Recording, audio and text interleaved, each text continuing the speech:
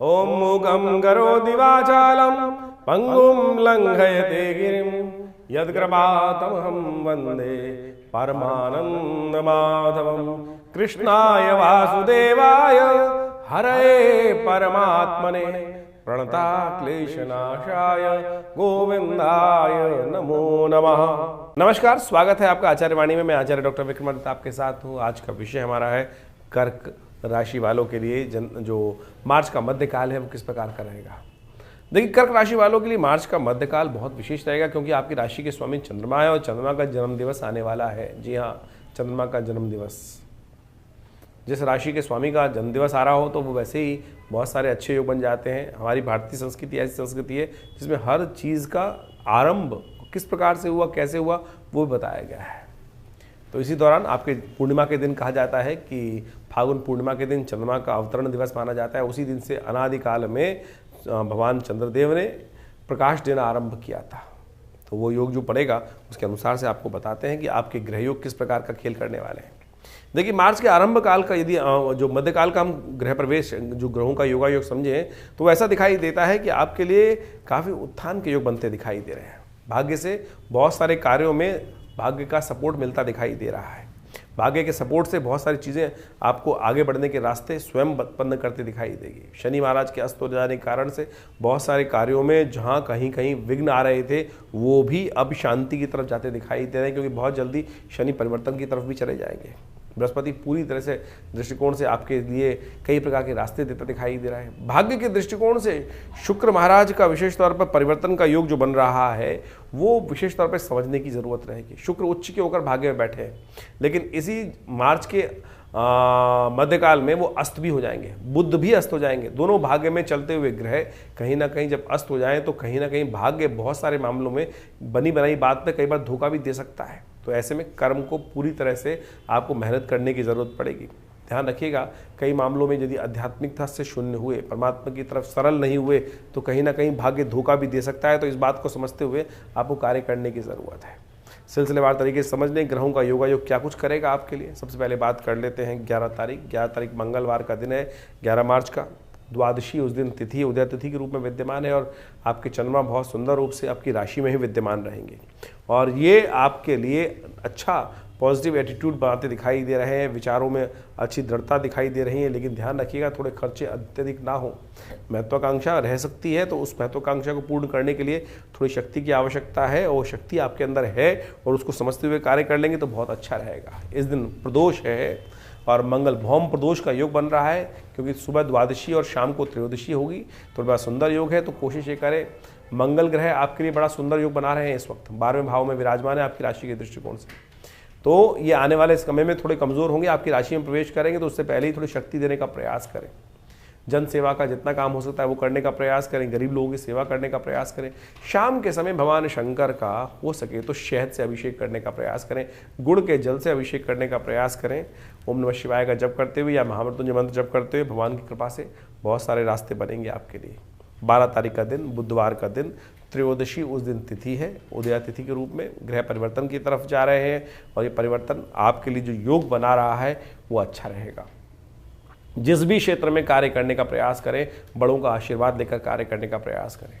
बड़ों के साथ साझा विचार विमर्श करने के बाद कार्य करने का प्रयास करें। ये सूत्र दे रहे हैं हम आपके लिए, आपकी विजय के लिए, आपकी सफलता के लिए। आशीर्वाद से मेवा प्राप्त होने के योग आपकी राशि में बनते दिखाई दे रहे हैं। बहुत जल्दी आपकी मेहनत से के अनुरूप से प्रभाव होने के योग बनते दिखाई देंगे आपको।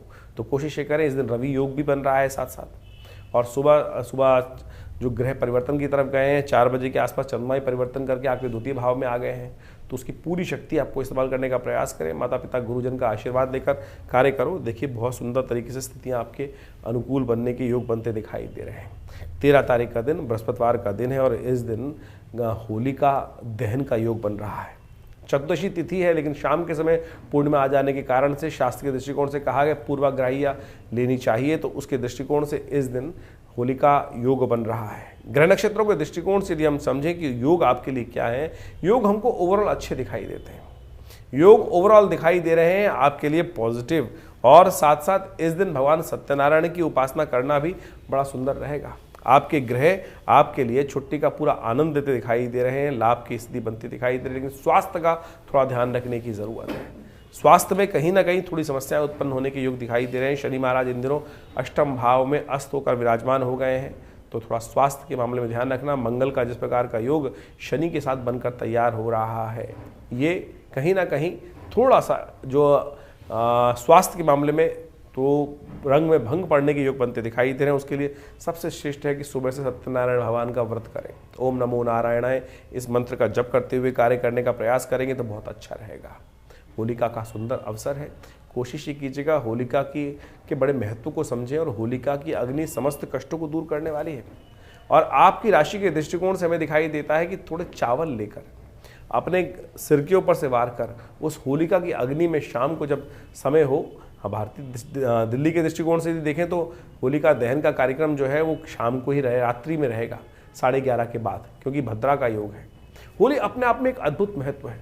तो आपकी राशि के दृष्टिकोण से हमने कहा कष्टों को निवारण करने के लिए सबसे श्रेष्ठ ये बनता है कि आप थोड़े से चावल लेकर अपने सिर पर से घर से ले जाइए थोड़े चावल, और अपने सिर पर से वार कर उस होली की अग्नि में उनको स्वाहा कर दीजिए। मंत्र है ओम ह्रीं बटुकाय आपत उद्धारणाय कुरुकुर बटुकाय ह्रीं स्वाहा। इस मंत्र का उच्चारण करते हुए देखिएगा आपके कष्ट भी दूर होंगे, और होली के महत्व को भी समझें कितना अद्भुत महात्मा है होली का। भारतीय संस्कृति में होली का महारात्रि एक बड़ी महत्वपूर्ण महारात्रि है। तंत्र के दृष्टिकोण से इसका स्थान सर्वोच्च कहा गया है। सांसारिक दृष्टिकोण से बहुत सारे महत्वपूर्ण कार्य इस रात्रि में किए जाते हैं, और बड़े नेगेटिव प्रयोग भी कई लोग दुष्प्रवृत्ति जो होते हैं वो करते हैं लोगों को परेशान करने के लिए। तो ऐसे में आपको अपने जीवन में सुख समृद्धि प्राप्त करने के लिए, जीवन के कष्टों को दूर करने के लिए होलिका का अद्भुत प्रयोग शास्त्र में जो वर्णित है उसके अंदर हम आपको बताते हैं। होलिका का दिन इतना अद्भुत है कि जिसके द्वारा आप ये भी जान सकते हैं कि आने वाले समय में क्या कुछ होने के योग हैं। होली की जब जलाई जाती है तो विशेष तौर पर उसका धूम्र उपस्थित होता है, अग्नि की लपटें उठती हैं। वो लपटें जिस दिशा में जाएं उसके अनुसार से उसका प्रभाव शास्त्र के दृष्टिकोण से बताया गया है। और जो राजा इत्यादि होते हैं, शासन तंत्र होता है, उसके अनुसार से आने वाले भविष्य की गणना भी उस दृष्टिकोण से कर सकता है कि उस क्षेत्र में कैसे योग बनने वाले हैं। होलिका का जलने से जो धुआं है जब उठता है, कहा जाता है कि वो सीधा ऊपर जाए, तो ये बहुत बढ़िया यश वृद्धि का योग बनाता है। उस क्षेत्र के लोगों के जीवन में आगे बढ़ने के योग बनेंगे, उस क्षेत्र के राजा के जीवन में आगे बढ़ने के योग बनेंगे। अगर होलिका की अग्नि जलते वक्त दक्षिण की तरफ हवा बह रही है तो ये दिखाती है कि उस क्षेत्र में बीमारियां, जो लोग वहाँ उपस्थित हैं उनके जीवन में शारीरिक तौर पर कष्ट, दुर्घटनाओं का संकेत बनता दिखाई देता है।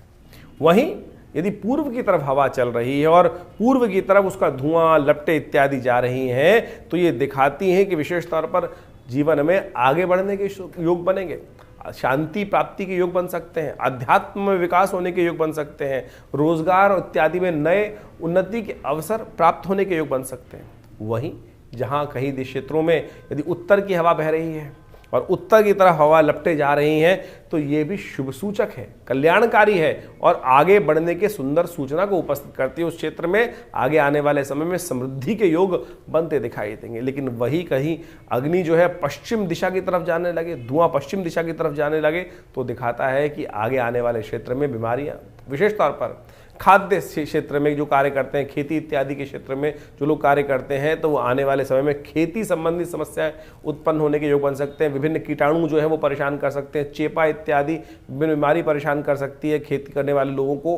तो इस प्रकार से अनेक समस्याएं हमारे ऋषियों ने, माघ भट्टरी इत्यादि ने इन सब चीज़ों की सूक्ष्म दृष्टिकोण से व्यवस्था बनाकर समझकर उन सूत्रों को प्रतिपादित किया। होली का महारात्रि हमारे यहाँ बहुत विशेष है।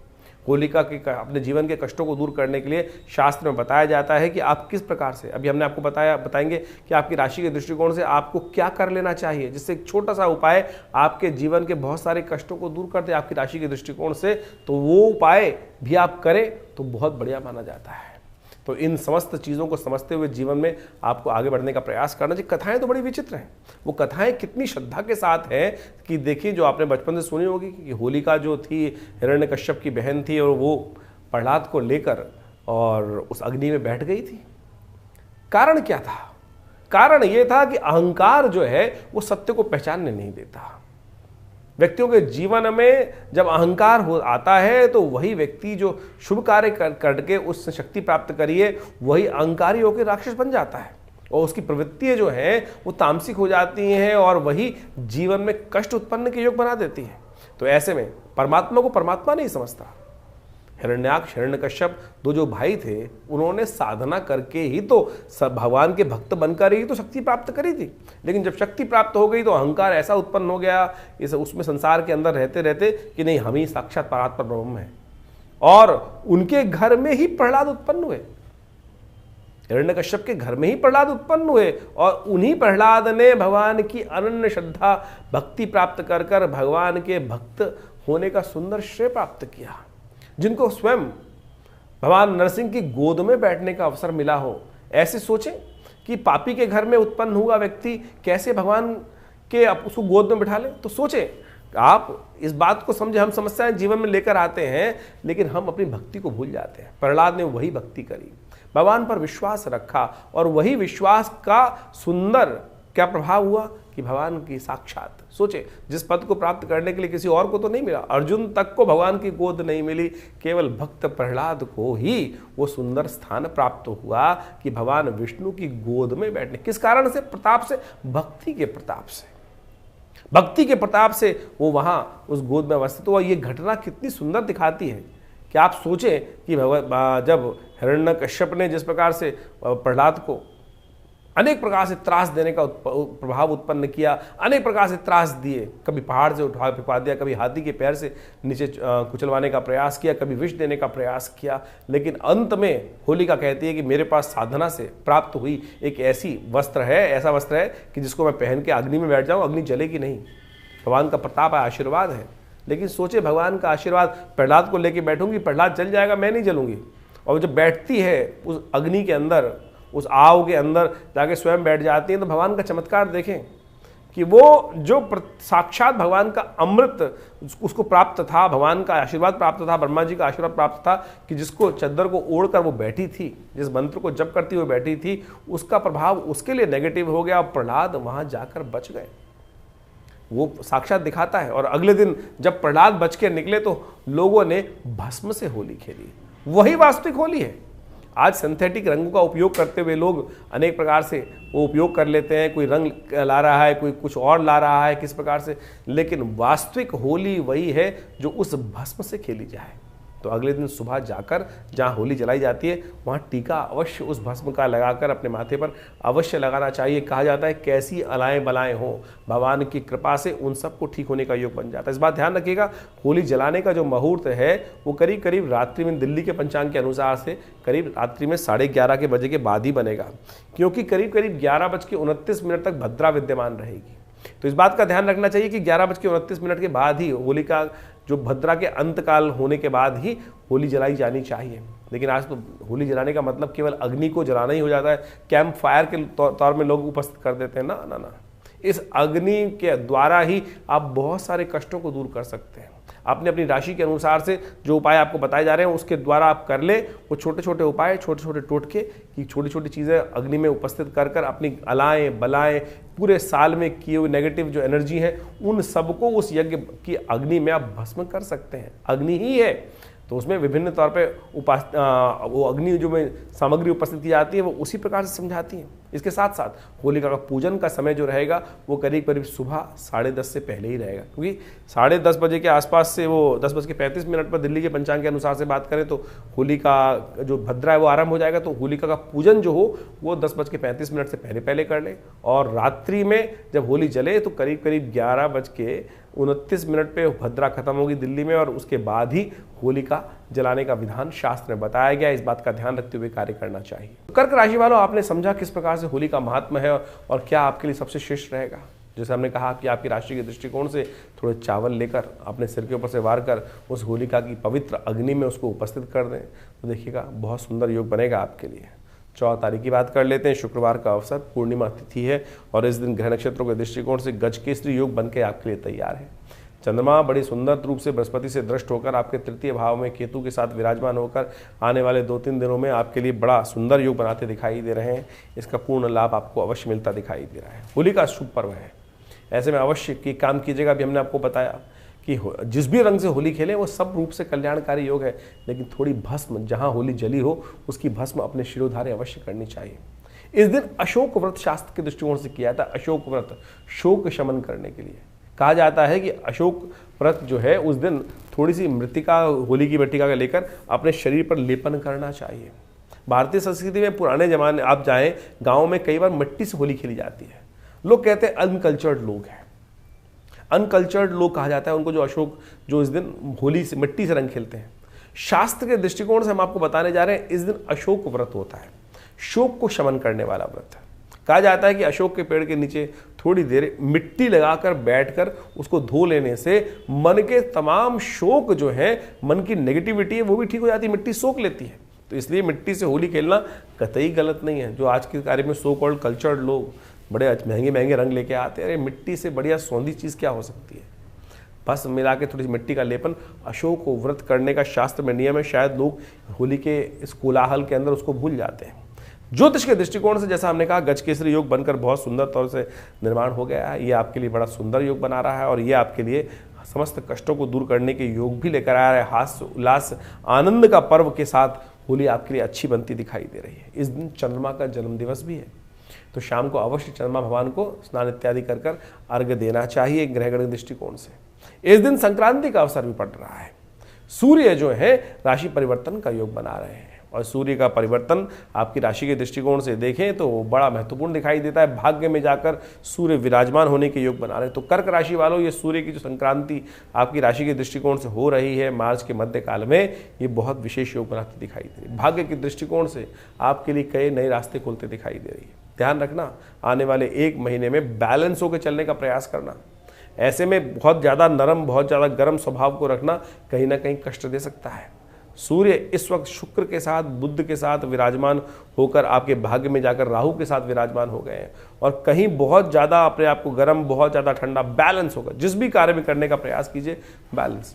कोई भी एक काम और ध्यान रखिएगा, किसी से बहुत ज़्यादा गिफ्ट लेना, चांदी को फ्री में घर में लाना। बहुत सारे लोग कई बार होते हैं चांदी घर में देने की कोशिश करते हैं। ऐसे में यदि फ्री की चांदी घर में आएगी तो कहीं ना कहीं कष्ट लाने के योग बनाएगी। तो कम से कम जब तक ये सूर्य आपकी राशि के दृष्टिकोण से इस जगह चल रहे हैं तो ध्यान रखना भैया, चांदी गिफ्ट में मत लेना। चांदी गिफ्ट में हो तो कहीं मंदिर में दान कराना, घर में मत लेके आना। फ्री में चांदी लाना तो आपके लिए कहीं ना कहीं कष्ट का योग बनाता दिखाई देगा। तो इस बात का ध्यान रखें, बैलेंस होकर चलने का प्रयास करें। ये सुंदर उपाय हमने आपको बताए हैं, इनको कर कर यदि कार्य करोगे तो बहुत सुंदर आपके लिए लाभ के योग बनते दिखाई देंगे। वहीं 15 तारीख की बात करें, शनिवार का अवसर है। इस दिन चैत्र आरंभ हो रहा है। चैत्र प्रतिपदा कृष्ण पक्ष का योग बनकर तैयार है और ग्रह परिवर्तन की तरफ जा रहे हैं। बुध महाराज वक्री होने जा रहे हैं। बुध मीन में चल रहे हैं इस वक्त, भाग्य में चल रहे हैं इस वक्त, और वो परिवर्तन की तरफ जा रहे हैं, वक्री हो रहे हैं। और इस प्रकार जिस प्रकार का योग है वो थोड़ा सा आपके लिए कहीं ना कहीं कुछ प्रकृति के दृष्टिकोण से कुछ अप्रत्याशित कर सकते हैं। थोड़ा सा नेगेटिव उत्पन्न होता दिखाई दे रहा है, नेगेटिव भाव उत्पन्न होता दिखाई दे रहा है। तो बुध के निमित्त उपाय करना बहुत ज़रूरी है। कोशिशें करें, थोड़ी हरी चीज़ों का दान करें, हो सके तो थोड़ी साबुत मूंग की दाल लेकर पक्षियों को डाल दें, गाय के निमित्त थोड़ा पालक इत्यादि डाल दें। बुद्ध के मंत्र का जप करें, महामृत्युंजय का मंत्र का जप करना भी आपके लिए ज़रूरी है, क्योंकि बुद्ध का यहाँ भाग्य में बैठकर वक्री होना फिर अस्त होना बहुत ज़्यादा अच्छा नहीं कहा जा सकता। तो इसका उपाय कुछ दिन लगातार आपको करने की ज़रूरत है, करते रहेंगे तो अच्छा रहेगा। ये उपाय ज़रूर करिए, इससे कहीं ना कहीं कष्ट दूर होने के योग बनेंगे। 16 तारीख रविवार का अवसर है और ऐसे में ग्रह नक्षत्रों के दृष्टिकोण से देखें तो जो कर्क राशि वालों के लिए योग बन रहे हैं, द्वितीया तिथि है।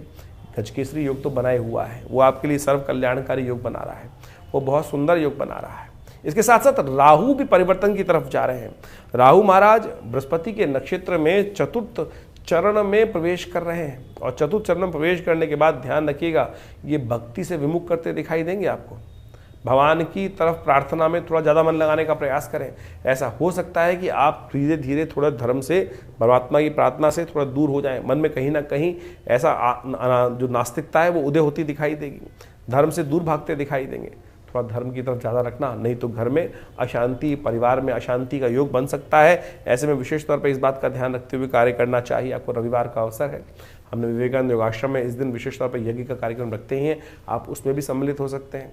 और भक्ति भाव का विशेष तौर पर, क्योंकि अभी 1.5 महीना राहु यही रहेंगे और ये आपके लिए बार बार ऐसे में भाग्य के दृष्टिकोण से धोखा उत्पन्न कर सकते हैं। भाग्य के दृष्टिकोण से कई बार चीज़ें बनती बनती रुक सकती है, तो इसका उपाय आपको लगातार करने की ज़रूरत है। आपकी राशि के दृष्टिकोण से कहा जाए तो हम कहेंगे लगातार भक्ति भावना बनाए रखें। भगवती दुर्गा, भगवान शिव, हनुमान जी की प्रार्थना जो भी हो सकती है, जो आपकी श्रद्धा के अनुसार से हो, जो भी जिनमें आपकी श्रद्धा हो, वो अवश्य करने का प्रयास कीजिएगा। भक्ति विमुख होना कहीं ना कहीं कष्ट के योग बना सकता है। 17 तारीख सोमवार का दिन, तृतीया तिथि इस दिन विद्यमान है। ग्रह परिवर्तन की तरफ जा रहे हैं। चतुर्थ भाव में आपके चंद्रमा रात्रि में करीब 1 बजे के आसपास प्रवेश कर चुके हैं, और साथ साथ सुबह 7:10 पर बुध भी अस्त होने की तरफ जा रहे हैं। तो ध्यान रखिएगा, बुध का अस्त होना ये कहीं ना कहीं कुछ अनिश्चितता को दिखाई दे रहा है। ऐसे में उस अनिश्चितता को ठीक करने के लिए मन को थोड़ा प्रभाव लाना ज़रूरी है। तो अच्छा ये रहेगा कि इस दिन भगवान शंकर का जो है आप थोड़ा अभिषेक करने, महामृत्युंजय मंत्र का जप करते हुए या ओम नमः शिवाय का जप करते हुए थोड़ा दूध लेकर भगवान को अर्पित करने का प्रयास करें। गणेश चतुर्थी व्रत भी इस दिन किया जाता है शास्त्र के दृष्टिकोण से, क्योंकि उदया तिथि तृतीया है, उसके बाद चतुर्थी का आगमन हो जाएगा। तो चतुर्थी व्रत समस्त विघ्नों को दूर करने के लिए किया जाता है शास्त्र के दृष्टिकोण से। तो हो सके तो भगवान गणेश का ओम गणगणाधिपतये नमः इस मंत्र का जप, पीले पुष्प गणेश जी को अर्पित करना, ये अच्छा उपाय है। इसको करने का प्रयास करें। बुध अभी कुछ दिन अस्त रहेंगे और वक्री अवस्था में भी है, और बहुत जल्दी से सूर्य की तरफ भागते दिखाई दे रहे हैं। तो ये दोनों योग कहीं ना कहीं चलती हुई गाड़ी को कुछ रुकावट उत्पन्न करने की योग बनाते दिखाई दे रहे हैं। 18 तारीख मंगलवार, चतुर्थी उदया तिथि है, और ग्रह नक्षत्रों के दृष्टिकोण से जो ये परिवर्तन का योग बना है, चाहे सूर्य का चाहे चंद्रमा का, और ये सब परिवर्तन का योग जो बन रहा है, थोड़े से खर्चे बढ़ाता दिखाई दे रहा है। अननेसेसरी खर्चों से बचने का प्रयास करना चाहिए। हो सके तो हनुमान चालीसा का पाठ करें और एक मीठा पान हनुमान जी को उपस्थित करें, अच्छा रहेगा आपकी राशि के दृष्टिकोण से। वहीं 19 तारीख की बात करें, बुधवार का अवसर, पंचमी तिथि विद्यमान है, और गजकेसरी योग बनकर आपकी राशि में आज तैयार हो जाएगा, और ये आपके लिए बड़ी उत्कृष्टता देने वाला है और विरोधियों को शांत करने वाला है, और आपके विजय के योग बनाता दिखाई दे रहा है। तो आप लाख दुश्मन आपका बुरा चाहे, लेकिन समय आपके सदुपयोग की तरफ जाता दिखाई दे रहा है। तो ध्यान रखते हुए कार्य करेंगे तो अच्छा रहेगा। शुक्र का अस्त होना है इस दिन, शुक्र अस्त होने जा रहा है। भाग्य में बैठे हुए शुक्र, कई मामलों में जो भाग्य सपोर्ट कर रहा था वो अस्त होना, उसकी शक्ति को बढ़ाने की ज़रूरत है। बुध कई महीने लंबा, इस बार पहली बार उच्च के होकर बहुत लंबे समय बाद आपकी राशि में इस प्रकार से भाग्य में रास्ता देने के लिए बैठे थे, लेकिन अब बुध का अस्त होना थोड़ा सा कहीं ना कहीं बनी बनाई बातों को कहीं ना कहीं हल्का कर सकता है। ऐसे में गौ सेवा कर सके तो बहुत अच्छा रहेगा। ऐसे में कोशिश ये करें अपने जीवन में इत्र का इस्तेमाल जरूर करें। चंदन का इत्र आपकी राशि के दृष्टिकोण से बड़ा सुंदर दिखाई देता है। शुक्र की कमजोर जो स्थिति है उसको ठीक करने में रास्ता दे सकता है। कहा जाता है सुगंधिम पुष्टिवर्धनम, तो चंदन का इत्र का नित्यप्रति इस्तेमाल भी करें, और हो सके तो एक फाया भगवान को भी अर्पित करने का प्रयास करें। शुक्र मजबूत होंगे और देखिए भाग्य से बहुत सारे रास्ते प्राप्त होने के योग बन सकते हैं। वहीं 20 तारीख की हम बात करें, बृहस्पतिवार का अवसर, षष्ठी तिथि है। इस दिन भगवान कृष्ण का सुंदर पूजन करने का योग बनता है, और ऐसे में ग्रह नक्षत्रों के दृष्टिकोण से गजकेसरी योग बनकर आपके लिए बड़ा सुंदर बना हुआ है, और इसका लाभ आपको कई मामलों में अवश्य मिल सकता है। तो ज्योतिष की ग्रह गणना आपने समझी, और दिन पर दिन किस प्रकार से ग्रहों का प्रभाव आपके जीवन में पड़ेगा वो हमने आपके समक्ष आपकी राशि के अनुसार से पूरा विवेचना उपस्थित करी, और उसके अनुसार से आप उसका लाभ उठाने का प्रयास अवश्य कीजिए। लेकिन ये ओवरऑल जो ग्रहों की गणना है, वास्तविक तौर पर ये समझें कि ये ग्रहों की गणना जो है हर व्यक्ति पर अलग प्रभाव उत्पन्न करती है। ज्योतिष के दृष्टिकोण से यदि हम समझें कि आपकी जो राशि है वो एक विशेष तौर पर तो 2.5 दिन में एक बार बदलती है, लेकिन हर घंटे 2 घंटे में लग्न बदल जाती है। लेकिन ये ज्योतिष की विवेचना का अवसर है। ज्योतिष के दृष्टिकोण से हमें देखने पड़ता है कि कौन सी कुंडली ज़्यादा प्रभावी हो रही है। लग्न कुंडली, सूर्य कुंडली, ज्योतिष के दृष्टिकोण से केवल एक ही चार्ट नहीं है कि जिसको हम कहें कि भाई इसी के द्वारा सब कुछ निर्धारित हो जाता है। हजारों प्रकार के चार्ट बनते हैं। ये ज्योतिषी अपने अनुभव से वो व्यक्ति को देखकर बताता है कि आपकी जन्मपत्री के अनुसार से आपके कौन से लग्न, कौन से ग्रह, कौन से अनुसार किस प्रकार से योग बनाने वाले हैं। चाहे वो आत्मकारक ग्रह कौन सा है आपकी कुंडली में, अमात्य कारक ग्रह कौन सा है, कारकांश ग्रह किस प्रकार से कारक ग्रह कर रहा है, लग्न पद, उपपद, यानी ज्योतिष के अंदर माइन्यूटली अगर डिस्कस करने का हम प्रयास करें तो इतना ज़्यादा वृहद वर्णन ज्योतिष का शास्त्रों के अंतर से किया गया है। लेकिन हम जो जनरल तौर पर हम बात कर रहे होते हैं तो हमको केवल एक ही जन्मांगम चार्ट ही दिखता है। लेकिन उसके अनुसार से चंद्र कुंडली साइड में बनी होती है, जिसको राशि के अनुसार से बनाया जाता है, और राशि के अनुसार से हम आपके समक्ष वार्तालाप उपस्थित करते हैं। तो आपकी लग्न कौन सी है, आपकी राशि कौन सी है, उसके अनुसार से यदि आप दोनों चीज़ों को समझते हुए कार्य करेंगे तो आपको बिल्कुल सही रूप समझ में आ जाएगा कि आपके जीवन में घटनाएं, कम से कम गोचर के दृष्टिकोण से तो आप समझ ही सकते हैं। गोचर का मतलब है आज की तारीख में ग्रह कहाँ किस प्रकार से चल रहे हैं, और वो हम उनको राशि के अनुसार से बांटकर, लग्न के अनुसार से बांटकर हम प्रत्यक्ष रूप से समझ सकते हैं कि गणनाएं किस प्रकार से जा रही हैं। फिर ये एक अलग विषय बन जाता है कि आपकी कुंडली में कौन से योग हैं, आपकी कुंडली में दशाएं किस प्रकार की हैं, आपकी कुंडली में जो ग्रहों की अवस्था है वो कितने ताकत में बैठी हैं या निस्तेज होकर बैठे हैं, जो ग्रह बैठे हुए हैं उनका प्रभाव कितना होगा। व्यक्ति अच्छा हट्टा कट्टा दिखाई दे रहा है, क्या वास्तविक तौर पे उसके अंदर वो ग्रह में ताकत है। आपका ग्रह उच्च का दिख रहा है लेकिन नवांश में जाकर कमजोर हो गया, शीर्णस्थ हो गया, या कुंडली में ताकत में ग्रह नहीं दिख रहा है लेकिन नवांश में जाकर षोडश वर्ग के अंदर जाकर अच्छे से ताकत में आ गया है, तो वो ग्रहों की स्थिति को पूरी तरह से बदल सकता है। फिर ग्रहों की स्थिति ये भी समझने की आवश्यकता है कि किस अवस्था में वो ग्रह हैं, आपकी जन्मपत्री में जो ग्रह है। एक बड़ा विशेष विवेचना है वो हम आपके समक्ष उपस्थित करते हैं। हमारे पिताजी के पास एक बहुत कभी कभी ऐसे केस आते हैं। एक व्यक्ति आया जन्मपत्री दिखाने के लिए, और जन्मपत्री देखने के बाद उसकी कुंडली में मृत्यु योग लिखा हुआ था, और वो आया भी उसी कारण से था कि किसी ज्योतिषी ने उसको बताया था कि तेरी कुंडली में मृत्यु योग है और इस दिन तेरी मृत्यु निश्चित है, हो जाएगी। जब वो पिताजी के पास जन्मपत्री दिखाने आया, हम लोग बहुत छोटे थे और हम लोगों ने उस वक्त देखा तो मृत्यु योग साफ साफ बना हुआ है। लेकिन पिताजी ने उसको एक बात विशेष तौर पर बताई कि तेरी मृत्यु होगी भी और तू जिंदा भी रहेगा। वो व्यक्ति बड़ा आश्चर्य में कहा कि महाराज आप क्या कह रहे हैं कि मृत्यु होगी भी, जिंदा रहेगा। तो पिताजी ने कहा कि देख, तेरी कुंडली के अंदर जो योग है वो विशेष तौर पर मृत्यु कारक योग तो है, लेकिन जो ग्रह है वो सपनादि अवस्था में है। यानी जो ग्रह की अवस्था है वो स्वप्न में है, ग्रह जागृत अवस्था में नहीं है। स्वप्न में अवस्था है तो तेरी मृत्यु सपने में लिखी है, प्रत्यक्ष मृत्यु नहीं लिखी तेरी। और कालांतर में वो समय घटा और जब सामने आया तो व्यक्ति जीवित रहा, मृत्यु हुई, लेकिन सपने में कभी देखते हैं। लेकिन आप सपने में यदि कोई अनुभव करते हैं, कभी किसी का एक्सीडेंट होता वो सपने में देखता है या कोई राज्याभिषेक होता देखता है, तो सब सोचे कि मनोभाव उसी प्रकार का होता है कि उतनी प्रसन्नता प्राप्त हो रही होती है कि ये गाड़ी में घूम रहा हूँ, ये कुछ हो रहा है, चोट लगती है तो वैसे ही लगता है कि लग गई लग गई लग गई। तो वो स्थिति समझे, यानी वो ग्रहों की अवस्था किस प्रकार से है। यानी ज्योतिष विज्ञान ने एक एक चीज को बड़े सुंदर रूप से अनुसंधान करके समझ के उन विवेचनाओं को उपस्थित किया है। लेकिन आज बहुत सारे लोग ज्योतिष के दृष्टिकोण से ज्योतिष में विवेचना करते हैं। 1 महीने का कोर्स, 2 महीने का कोर्स, न्यूमरोलॉजी का कोर्स, और न्यूमरोलॉजी से ही लोगों के केवल नंबर को देख के ही बहुत सारी चीज़ें बताने का प्रयास करते हैं। बिल्कुल, देखिए विज्ञान का भाग है ज्योतिष के अंतर्गत, लेकिन वो छोटे छोटे भाग हैं, लेकिन उससे ही लोगों को मतिभ्रम उत्पन्न करने के बहुत सारे लोग प्रयास करते हैं। तो ये इसको अच्छे से समझें, ज्योतिष विज्ञान वो विज्ञान है जो प्रत्यक्ष रूप से चमत्कार दिखा सकता है। हजारों लोगों के जीवन में उस चमत्कार को लोगों ने अनुभव किया है। बड़े बड़े विरले उद्भट प्रकार के विद्वान लोगों के जीवन में कभी ना कभी टकराए होंगे। तो इसलिए ज्योतिष का विज्ञान को अच्छे से समझते हुए कार्य करने का प्रयास करें। ये हमने जो विवेचना ग्रहों की गणना आपके समक्ष उपस्थित करी, तो ये इस प्रकार से है कि आप उसके चीज़ों को समझकर, अभी जो ग्रहों की स्थिति चल रही है इस वक्त ओवरऑल, तो आपने डेट वाइज तो समझा, लेकिन जो ये मार्च का मध्यकाल है ये बहुत विशेष रख रहा है संबंध। सूर्य परिवर्तन की तरफ जाएंगे, कई उत्सव आएंगे, होलाष्टक चल ही रहे हैं, होली भी आने वाली है, उसके बाद संवत परिवर्तन का योग बनने वाला है। शनि महाराज सबसे महत्वपूर्ण है जो परिवर्तन की तरफ जा रहे हैं, और ये सारे के सारे परिवर्तन बड़े विशेष प्रभाव उत्पन्न करने वाले होंगे इन सब ग्रहों की गणना के अनुसार से। क्योंकि इस वक्त जैसे सूर्य मीन राशि में प्रवेश करने की योग बना रहे हैं, इसके साथ साथ शुक्र अस्त होने जा रहे हैं, और साथ साथ वक्री भाव में भी ग्रहों की स्थिति बनेगी, बुध वक्री होने जा रहे हैं, और साथ साथ हम देखें कि राहु महाराज भी अपने ग्रह को परिवर्तन करने के जा रहे हैं, बुध अस्त होने के योग बना रहे हैं। और साथ साथ इन सब परिवर्तनों का प्रभाव बड़ा महत्वपूर्ण पड़ता है, इन सबको अच्छे से समझने की आवश्यकता है।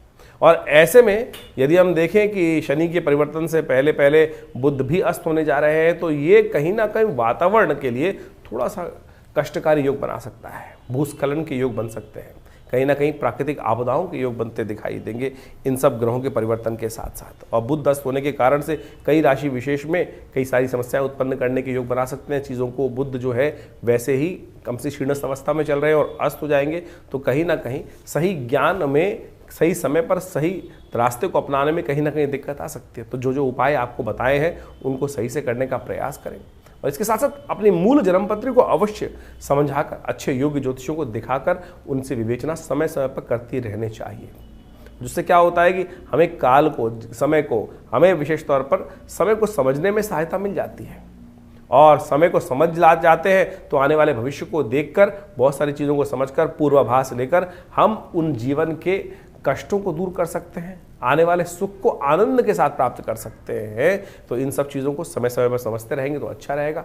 और तथाकथित तौर पे हम आपके साथ तो वो लगातार जुड़े ही रहते हैं। आपके साथ प्रश्नों के समाधान भी व्हाट्सएप के माध्यम से आप जुड़ सकते हैं। और अब तो हमने एक विशेष व्यवस्था बनाई है कि आश्रम पर हर पहले रविवार को एक विशेष तौर पर सेशन रखते हैं कि जिसके अंदर लोग आकर प्रत्यक्ष मिलना चाहते हैं तो मिल सकते हैं। और उसमें हमने ऐसी व्यवस्था कर दी है कि बहुत सारे लोग ऐसे हैं कि जो फीस वगैरह देने में दिक्कत करते हैं। देखिए, आश्रम है, व्यवस्थाएं भी चलानी है, फीस रखनी जरूरी है, लेकिन जो लोग आश्रम के साथ बिल्कुल आप व्यवस्था में, यज्ञ में आना चाहते हैं, नहीं कोई है अभाव है भगवान की समस्या के कारण से, जीवन समस्या के कारण से, तो हम उसके लिए एक कार्यक्रम आरंभ कर रहे हैं। हर रविवार को विशेष तौर पर कार्यक्रम रहेगा, पहले रविवार को, महीने के पहले रविवार को सुबह 8 बजे से लेकर करीब करीब 11 बजे तक ये कार्यक्रम रहेगा। उसमें आप आकर डायरेक्टली हमसे प्रश्न पूछ सकते हैं, और आपके प्रश्न जो भी हों हम प्रयास करेंगे माँ भगवती की कृपा से उनका निदान अवश्य आपको दें। भगवान की कृपा से आपके कष्ट दूर होने के कोई ना कोई योग बने। और हमारा संस्थान दिल्ली में विवेकानंद योगाश्रम है, आप वहाँ पर आकर स्वयं मिल सकते हैं। हाँ, फ़ोन पे बहुत सारे लोग बात करना चाहते हैं। देखिए, फ़ोन पे तो बात करनी इतने सारे लोगों से बड़ी मुश्किल होती है। बहुत सारे टीवी चैनल्स वगैरह पे लगातार बहुत सारे कार्यक्रम और जुड़े रहते हैं, तो इतनी ज़्यादा फ़ोन पर बात नहीं हो पाती है। तो आप कोशिश ये करें, स्वयं हर रविवार को विवेकानंद योगाश्रम दिल्ली जमुना पार लक्ष्मी नगर क्षेत्र में, ये बहुत बड़ा पुराना आश्रम है और हमारे पिता आचार्य श्री केशव देव जी के द्वारा स्थापित किया गया ये शोध संस्थान। यहाँ नित्य प्रति 8 घंटे करीब यज्ञ होता है। आप उसमें आए, आप देखिएगा, अब माँ भगवती के पास से बहुत सारे कष्ट दूर होने के योग बनेंगे। माँ भगवती का सुंदर शिव विग्रह जो मुल्तान से 1947 में आया वो भी यहाँ प्रतिष्ठित है। यज्ञ में भी भाग ले सकते हैं। भंडारे की सुंदर व्यवस्था रहती है, गौशाला है, सबके आप लाभ लें। आपके जीवन में कल्याण होगा, परिवर्तन का योग बनेगा। माँ भगवती कृपा से कष्ट दूर होंगे। धन्यवाद।